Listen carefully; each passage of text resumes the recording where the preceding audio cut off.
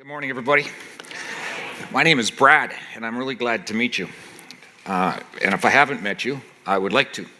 I'll be out in the plaza afterwards, and stop by and don't just walk by me, as several people confessed this week they had done last weekend. Yes.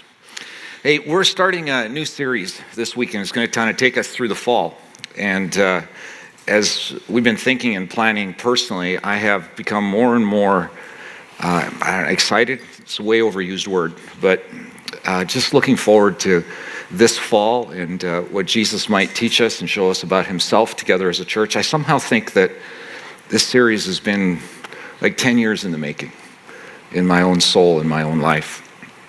Last week, somebody asked me, how do you come up with the themes or the topics that you're going to do? Is there like a website you go to? Or do you just Google that stuff? Not a ringing endorsement, actually. But maybe that's an interesting question to think about. You know, as a teacher, as a pastor, I live life in the real world where faith and life intersect. And so sometimes, often actually, it's where Jesus has me and what he's teaching me and where what I may be struggling or thinking through in life and faith right at that moment that forms some of the topics and the themes, because I'm a curious guy, and you analyze your own life and walk with Jesus and you dig a little bit into it. So you find yourself hurt or disappointed by someone and you go, well, Jesus, how do I deal with that? Like, how would you handle that? What is a person who really trusts you? How do they do that? Or you face a doubt over something. You know, you have somebody that you're really close to and you love a whole lot, and they've chosen not to walk with Jesus. And you go, well, I thought I'd influenced your life enough that wouldn't be, but you doubt. And then it causes you to ask some questions, right? And you wonder, well, I think there are probably a bunch of people that maybe question and doubt from time to time. Or sometimes it'll be someone's story where they're in a kind of a chronic place of messing something up in their world. And they really don't want to do that. You sit with them and you hear their story and you go, that's not the life you want. And they would say they love Jesus and they want to have a different path and walkway, but how in all the world does faith intersect chronic misbehavior and addiction? And I was like, is it actually possible to have a change in my life with Jesus? And how does that work? How do we do that? And I suspect there are others like that. You hear a story of someone who says, my faith used to be really vibrant and alive with Jesus. He and I were so tight, and now I can't reach him anywhere. I pray and he doesn't respond. It's just feel like I'm in this dark hole. And you think, well, that, both of us know that's not how it should be. And the very same day you run across someone who's in a really difficult spot in life, but their faith is alive and vibrant and they're trusting Jesus. And you go, I think, why the contrast there? Why, what is that? And all of those things kind of form thoughts and ideas, and you begin to formulate and you go, Jesus, would you help us? We're real people in your real world, trying to figure out what this journey with you looks like and how to live our faith in a way that is real and legit and makes a difference, that we can live well with you. And so in large part, it's those kinds of conversations that form what we want to think about together this weekend.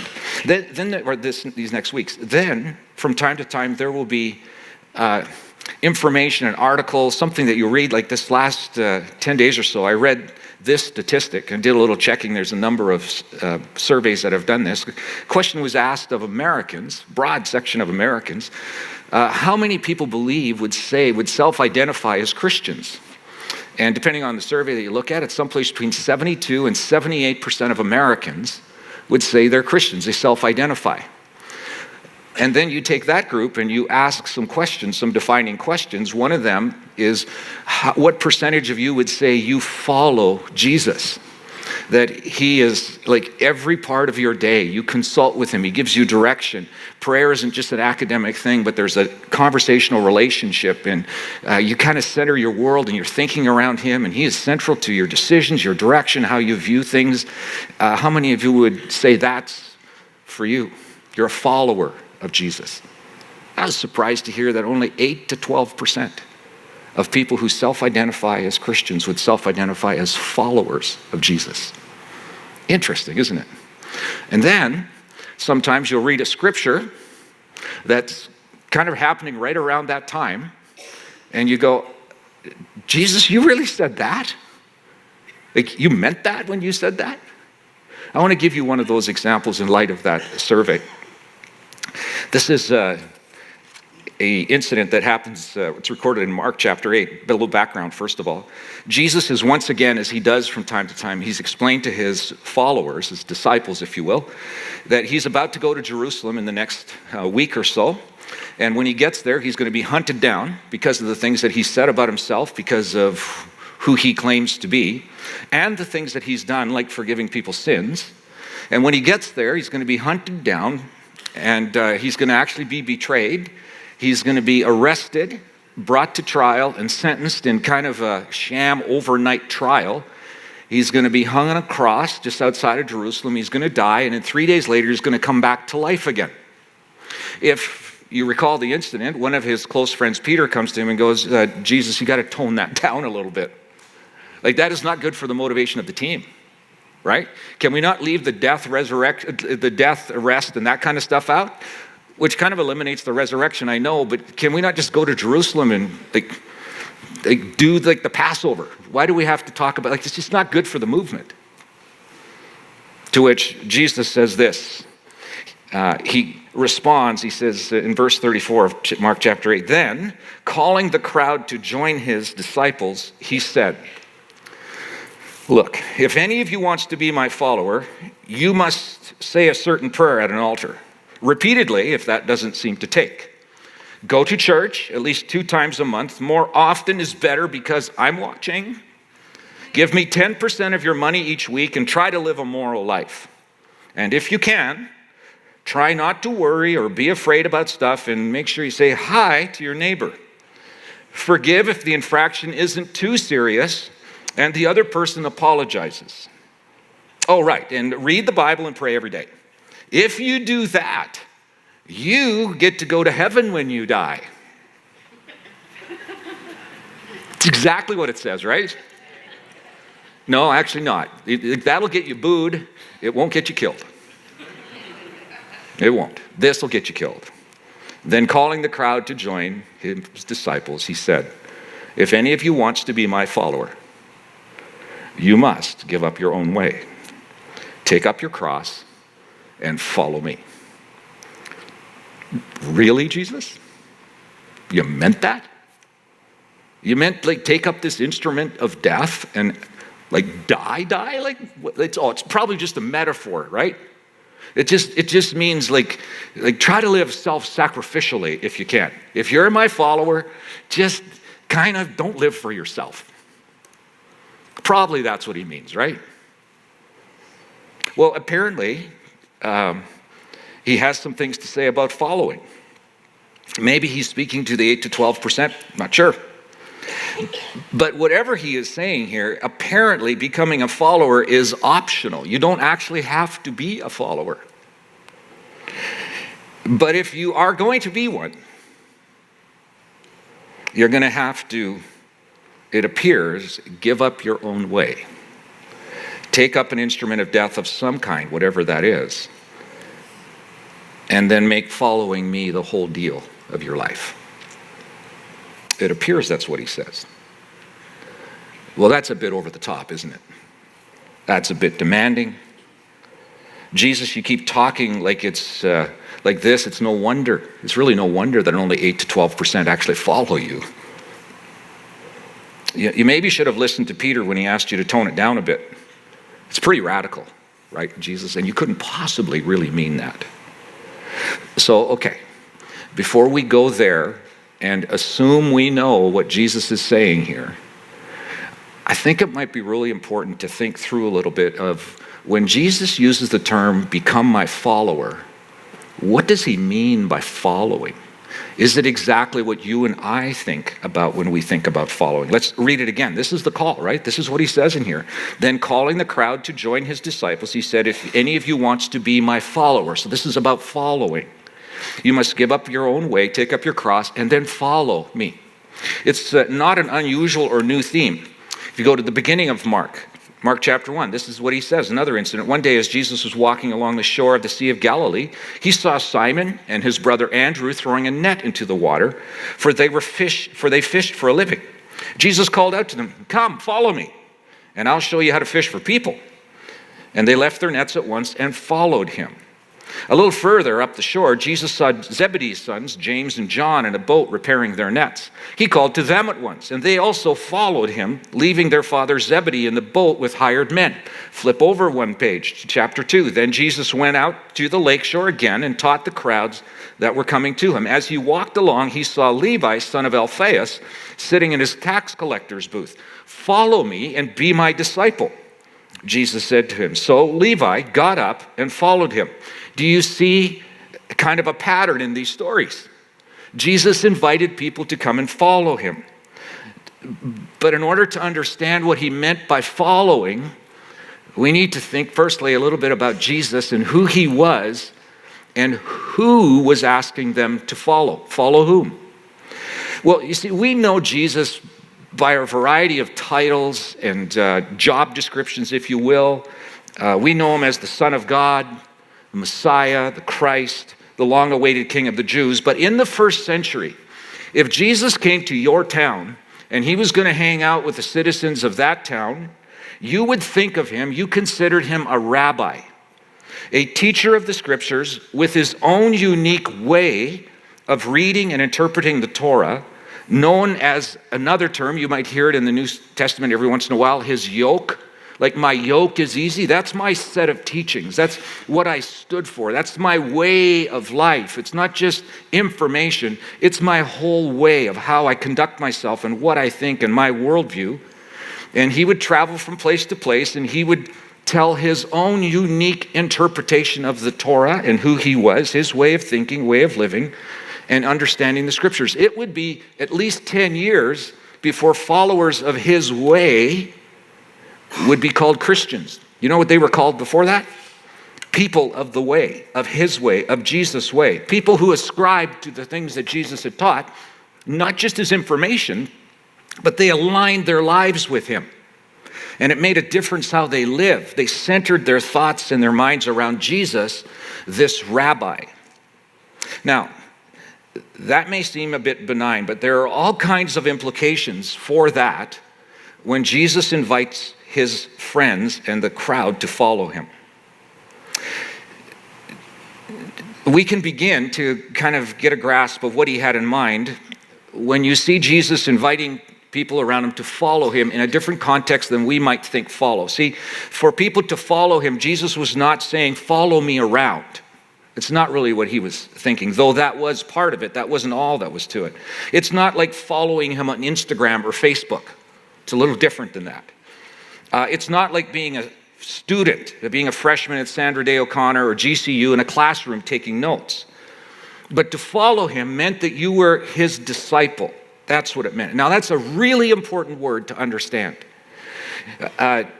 In the Greek, if you would, I'll give you the word, what it would be in Greek. You would have been considered, if you were thought to be following him to be his disciple, you were following him to be his talmidim.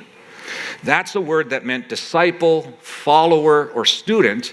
But there's maybe even a better English word than those three, would be to be his apprentice. Now, most of us would have some familiarity with a model of teaching and training called apprenticeship, right? Anybody totally unfamiliar with that? Well, that's all of us, we know. Well, let me tell you a little bit. In basic terms, this is a model of training where a master of a trade is with and trains a worker to become skilled in that trade that the master is a master of the trade. It combines hands-on work and classroom learning over a long period of time, typically several years. The idea is not to just pass on information, but to apply information in a setting where there is an ongoing, in the moment, on the job, trial and error training, so that the trainee increasingly doesn't just do what the master trainer does, but actually thinks and problem solves with the similar kind of thinking process that the master does. It's as if the master is living out through that apprentice, if the master was living in that apprentice. That makes sense? It's a profoundly interesting idea of what discipleship is. And that's kind of the idea that Jesus has when he says, come follow me and be my apprentice that way, because I intend to entirely form myself in you. That's the intent. I don't just want you to do what I do. I don't just want you to copy what I do, though that's part of it maybe. I actually have a much grander idea for your life. This is similar to the age-old way of, we've heard this before, of training people. Start with I do, you watch, and then we talk, we debrief, right? Next step is I do, you help, and we talk. And then at some point, you do, I help, and we talk. And the next step is you do, I watch, we talk. And then lastly, you do, and someone else watches. To follow a rabbi, to be a talmidim, was to apprentice under that rabbi. Now, this was not exclusively a Jewish idea. It was part of the Greek world, the Roman world. In Jesus' day, prior to Jesus coming along, a rabbi by the name of Hillel, he was a famous rabbi who had 70 apprentices. Way earlier, the guy by the name of Socrates, you heard of him? He had an apprentice named, that's right, nobody said it, but Plato. And Plato had an apprentice named, right, Aristotle. And the aim was that they would be like their master. So now, if I haven't nerded out on you enough already, I'm going to nerd out on you some more here, okay? A little history, a little context. And the reason I do this is because we can take words that Jesus uses and transport them 2,000 years, apply them into our day, and they mean something different. And typically, they're watered down from what he intended. So I want to roll us back 2,000 years ago, put us in the first century culture that Jesus is speaking into it. And so when he says, be my disciple, come follow me and be my disciple, be my apprentice, be my talmidim, what exactly is he talking about? Well, in order to kind of set that up, let's look at the first century Jewish educational system. The apprenticeship program, the discipling of their children. The dream of every parent was that their child would become a rabbi. Very few expected that would happen because of how onerous the pathway to become a rabbi was. But nonetheless, you desired that. Take, for example, you have a little 2-3-year-old little child who takes swimming lessons, and they love swimming. Your thought goes to, that is the next Olympic swimmer right there. Wouldn't that be cool? I mean, imagine on the world stage, my little swimming baby grows to be the Michael Phelps of the world. That's cash. That's my retirement.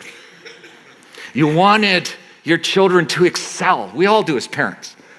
And as a Jewish parent, first century, the dream, the hope would be, my child would excel for God. And the best way they could excel for God is that they would become a rabbi and lead people in that way. So it's understandable why there were different levels of education within the Jewish system, just like we do. We have elementary school, middle school, high school. Similarly there, they had different blocks like that. The first block that your child would be signed up for, and all children signed up for this, parents did this, was Bet Sefer. It was the house of the book. This was basic education. This was reading and writing and math using the Torah. So they taught math using stories from the Torah. So the 10 Commandments, they taught the digits 1 to 10. It was all about the book, the Torah. So they would have their children study and memorize parts of the first 5 books of the New Testament, of the Old Testament rather.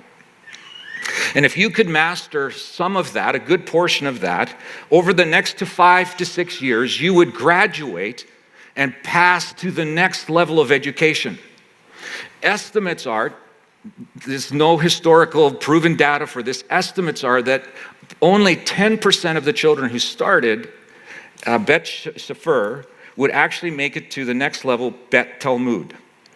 If you were the best of the best, you could move to the house of learning. And now you would memorize all five first books of the Old Testament, along with other literature. But memorize those. How many of you have done that? Nope. Anybody recite a single verse?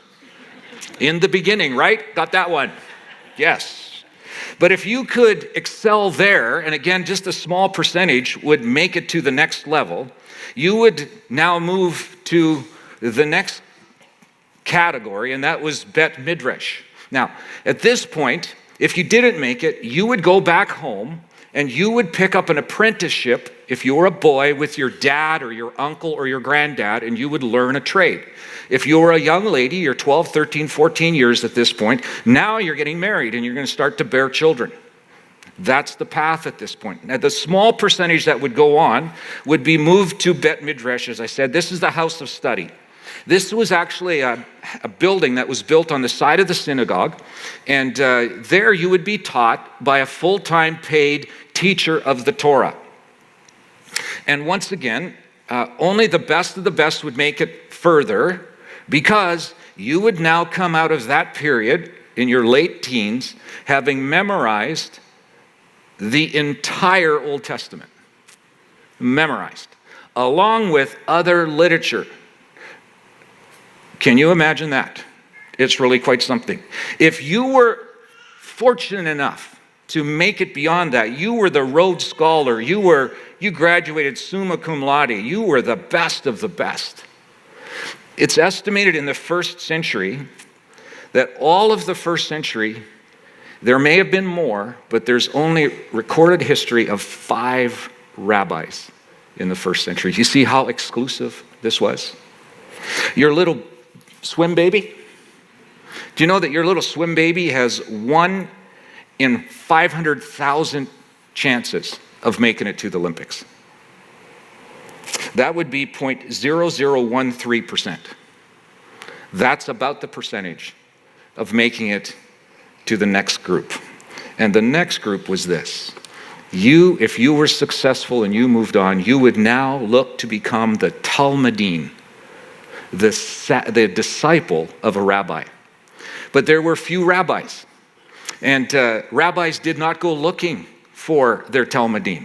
Their Talmudim would come to them. If you could get a hearing with a rabbi, if you could just somehow get your application in front of that rabbi to consider you as his disciple, you were incredibly fortunate. And maybe you would get a chance to sit down for an interview, maybe a second interview, maybe a third interview, and that rabbi would now scrutinize your life and your soul and what you knew extensively. You would have to quote randomly large parts of the Old Testament. You would have to explain obscure theological terms. It was incredibly rigorous to become a Talmudim. But for the best of the best of the best, the 0.00013% or whatever it was, at some point you longed to hear these words from the rabbi: "Come and be my disciple." But rarely did anyone hear that. Be one of my Talmudim. Okay, so let's say that you made it to that. What were your responsibilities now? What were your expectations as a Talmudim? Well, first of all, you were expected to be with your rabbi 24/7, 365. You would literally follow him wherever he went. You would eat with him, sleep with him in his house. There are stories of Talmudim sleeping at the foot of their rabbi's bed for a decade or more because you wanted to be with him. You would go to the market with him. You would be by his side all the time. There was a well-known blessing that a Talmudim would want to hear, and it would be this: "May you be covered in the dust of your rabbi. The idea was this metaphor. You're walking so close to him throughout the nation, wherever he goes, that the dust coming off the dusty roads would cling to your garments, and that would be a badge of honor, that his dust was on you. You were with your rabbi. That's what you committed to. If you're going to be a Talmudim, you're in with him 24/7. Secondly, you would think like your rabbi. Or you could say increasingly think like him. To listen so closely and experience how he responded to questions and how he made his decisions, why he went where he went. Not just that he went, but why did he go there? Why did he make the decisions? Why did he give the piece of wisdom that he gave? Why did he interpret Scripture the way that he did? You would want to copy him, but copy him from the inside out to get into his thinking so that you could think like that. And in time, your natural thinking, your natural responses would just be exactly what his were. And that was a sign that you had become a master Talmudim. So if he observed the Sabbath in a certain way, the idea was not just to do it his way, but to think with him why he did it that way. Because you wanted to think like he did. So those two were, the first two were the most important, to be with him and to think like him, but there were two others. One was to become like my rabbi. The idea was that once again, over time, you so closely thought like your rabbi that you would be mistaken for him, even if he wasn't with you in that moment. So for example, if he sent you down to the market to run an errand for him, you so wanted people to think, oh, there's Joshua, he's the Talmudim of Rabbi Akiva. Because he looks like Akiva. He does what Akiva does. He functions, he acts, he does business, he interacts with everybody just like Akiva. And he's doing exactly what he did. He's a mini Akiva. The fourth thing you would do is you want to do what your rabbi does. You prominently wore a WWRD bracelet. What would rabbi do? The goal was to be an exact copy of their rabbi, to dress like him, to wear their beard and their hair exactly like he did, to eat what he ate, to copy his voice inflections, his idiosyncrasies, copy his manners in every way. The greatest compliment you could give would be to mistake that Talmudim for the rabbi. That was a great honor to do that. The end goal of all this was that someday, maybe many years, maybe a decade or more, the rabbi would turn to you and say something like this: now go and make disciples. Because the bloodline needed to carry on. The way needed to carry on. The way of thinking, the way of understanding the Scriptures needed to carry on. In other words, you are now ready to make your own Talmudim. Go and make them. Okay. Enough nerding out, all right? History lesson is over. Let's turn from ancient Israel to this day. What does that have to do with us? What does it have to do with us? Well, if Jesus' invitation is still the same as he made 2,000 years ago, and Jesus meant it when he sent the earliest followers out to make disciples of all nations, and he meant it when he invites you and me to follow him, is it possible that that is precisely what he has in mind for us 2,000 years later? That that's what it means to be a follower, to orient our lives around him, to follow in the same context that he uttered the words and called people to. Now, we could change it this way, but what if it was the same thing? What if he meant to be his Talmudim was to be with Jesus? To think like Jesus, to become like Jesus, and to do what Jesus does. This is what we're going to look at in the weeks ahead. What does it look like in real terms where you and I live our lives to be a follower of Jesus? And can I be really frank?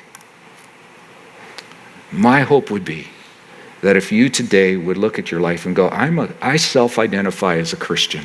I'm in that 72 to 76%. But to tell you the truth, I'm not in that 8 to 12. I don't orient my life around him. I don't understand. Like, I thought following was going to church. I thought following was being a good person. I thought following meant making your best effort at something. I never really thought about it being like with Jesus all the time. How would I do that? Because he's not here in the physical sense. The people that were with him in the first century, they could actually physically be with him.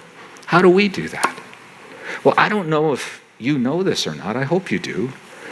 That if you at some point have said yes to Jesus and received the invitation of his forgiveness that he bought for us on the cross by his own blood being spilt in his death, that bridged the relationship gap between us and God.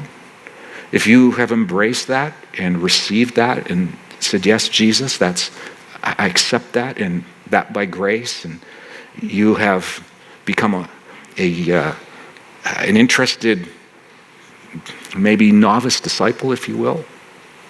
Do you know what also happened at that point? We're told that when we say yes to Jesus in that way, he gives us his Holy Spirit to live inside of us. His Holy Spirit. Well, who's that? Well, the last night of Jesus' life, when he's having dinner with his friends, he tells them once again that he's leaving, and he says, I want you to know I'm going to come back at some point. I don't know the time of that. I know I'm going to come back to life in 3 days, but between coming back to life and leaving, ascending to heaven, I don't know that time. God knows that time, and only he knows that time. But between my departure and my coming back, I am going to be with you in the form of the Holy Spirit. Now, this Holy Spirit is the one that's empowered me throughout my life, the one that is going to raise me from death to life. This is God in spirit form. And if you want, he's going to come and live inside of you. Yeah, I know that sounds odd if that's a new idea. But when you say yes to Jesus, you get him. He's no longer out there in the universe someplace. He's not just here around us. He's inside of us by his Spirit. And it is God's Spirit. When we live life with an awareness of his Spirit, when we live with an understanding that when I communicate with God, I do that as the Holy Spirit empowers through Jesus right to the throne of, I think he's with me. And this is what it means for us in our context. Can I tell you? That's better than having Jesus here physically in his body. He said that. That's not my opinion. He said that. It's better for you if I go, because I will send my Spirit, and each one of you have the opportunity to have me present in your soul and your life, and you can live with him all the time if you'll be my follower. What's it mean to think like Jesus? Increasingly think like Jesus. Well, every one of us have our thinking formed by something or someone. We all do. We all have. Our children's minds are currently being formed by a television, right? There's a forming that happens with that. And as parents, we're letting that formation happen. We've been formed by things. Our thinking will always be formed. But Jesus will come along and say, be with me all the time, and increasingly let me form your thinking. Well, what does that mean? We'll look at that.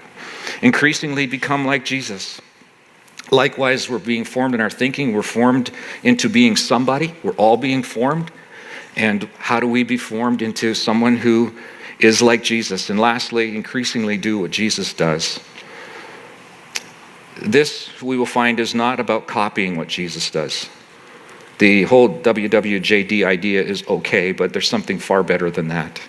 And that is that we find out what he is doing, and we join him there, and we join him in this world with what he's already doing, and we do that. So what does it mean to follow Jesus? It means firstly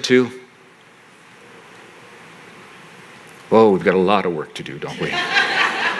It means to be with him. Secondly, it means to increasingly think like him. It means to increasingly become like him. And it means to increasingly do what Jesus does. Now, here's the interesting thing. Let's go back to Mark chapter 8, the verse that we started with. This is what it says. It talks about two groups of people. It talks about the crowd and his disciples. I found this interesting. I was thinking of this week. There's a group of people that are fans of Jesus, the crowd. And then there are some that are following him. And it's like he has an open invitation to that entire crowd. Everybody in the crowd, they can move from being a fan, anybody in that group can, to being a disciple, a follower. Now hold on just a second. You got to think about that for just a second. Every single person in that crowd at one time or another had been signed up for Bet Sefer. And some didn't make it past that. Some in that crowd made it to Bet Talmud. And then they didn't go past it. A few of them, maybe one or two, made it into Bet Midrash, but never became a Talmudim. And Jesus has just turned to them and given them the greatest news. All of you who flunked out of followership school, all of you that didn't make it through, you can be a Talmudim. This is good news for you. All of you who thought you never could be spectacular with your faith because you didn't make it into being a rabbi. No, you all now have an open door to be my follower. You can be my follower. What an incredible offer. We're going to look at this offer to be a follower where sometimes we focus on take up your cross and follow. And that looks intimidating and scary. Hold on, just a sec. That's not the way Jesus presents it. He, first of all, paints a vision of what being a follower of his, and he paints this life. He says, I come to give you life and life to the full. I'm just telling you straight up with you, there's all kinds of pressure not to go that way, and it's going to feel like taking up a cross. But if you do, you are going to get the best invitation of your life, not just to have me come live in your life, but to live with me every moment of your life. It's an incredible offer to be a follower. So we're going to learn to be people of the way. Will you journey these next weeks and think through? If you don't catch it on the weekend, will you go to our website and look and learn and take this trek with us these next weeks? For me, it's been like 10 years in the making to think this through. And I'm thrilled to share it with you, with our church family. Now, Jesus, you who are the master, the one who is the life giver, the one who turned to the world and said, you can be my follower. When, so many people just thought maybe a walk of a follower of God was for somebody else, was for rabbis, was for the elite. And they discover that everybody, including them, could be part of that. That they could discover too what being a follower of you really is. Jesus, thank you that you lavishly shared the Spirit that so empowered you with us. Gives us great hope and anticipation of what it might look like to live life with you all the time. Thank you, Jesus.